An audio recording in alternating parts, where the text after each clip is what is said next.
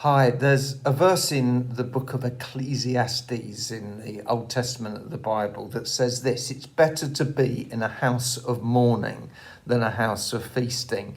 And of course, we think, no, I'd much rather be with people on a happy occasion. But in my role of being a funeral celebrant, I've learned that there's so much about being in a house of mourning that is really important.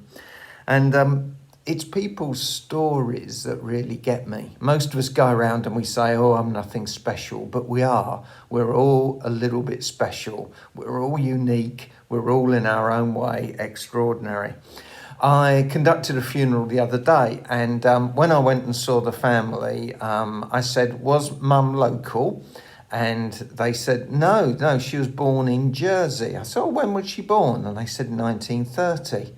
And my brain, because I'm interested in history, my brain immediately went to the fact that when this lady was 10, Jersey and the rest of the Channel Islands were occupied by the Nazis. And I said, did she ever talk about that?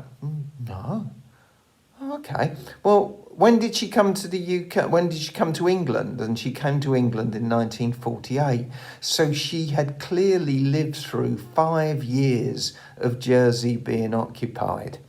And I was really quite sad that that family didn't know the story. Now, was it that Mum didn't want to talk about it, which is obviously her right? Or was it that, I don't know, a little bit like perhaps with my parents, if they started talking about the war when I was little, it was, oh, here we go again, sort of thing. But isn't it sad that that story's got lost? So I've done something about this. I've started writing a blog. I've started writing something online, which is primarily or firstly for my kids, because when I die, I don't want them to think, so what did Dad do? Where was he brought up? When did he do that? I think, well, they're going to have my version, my written version of what I did do. And I'm really enjoying writing this blog. I started from the beginning, talking about my parents and when they got married, and I'm now up to my time at university and my year in France when I was 20 to 21. And you don't have to put something online. You could just write with pen and paper and write your story. And I'd really recommend people to do that.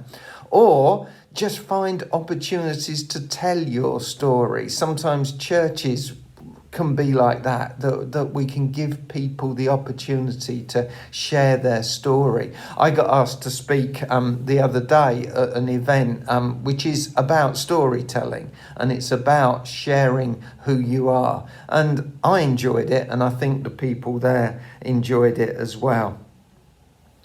We're all unique, as I said earlier.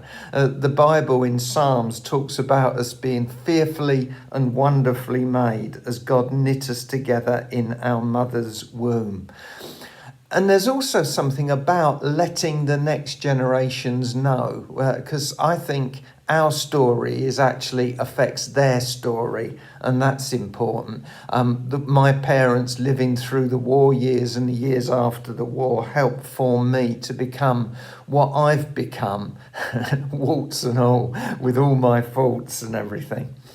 But also, as we tell our story, it speaks to me of God's faithfulness. As I've gone through some of the things that I've lived through over the years, you really see that, well, God's hand has been upon me. I've seen his kindness, I've seen his mercy, I've seen his forgiveness, and just his generosity along the way. And I'm going to finish with a verse from 1 Samuel chapter 7. And Samuel, leading Israel, had a victory against the Philistines. And in 1 Samuel 7 verse 12, it says this: Samuel took a stone and he set it up between Mizpah and Shen.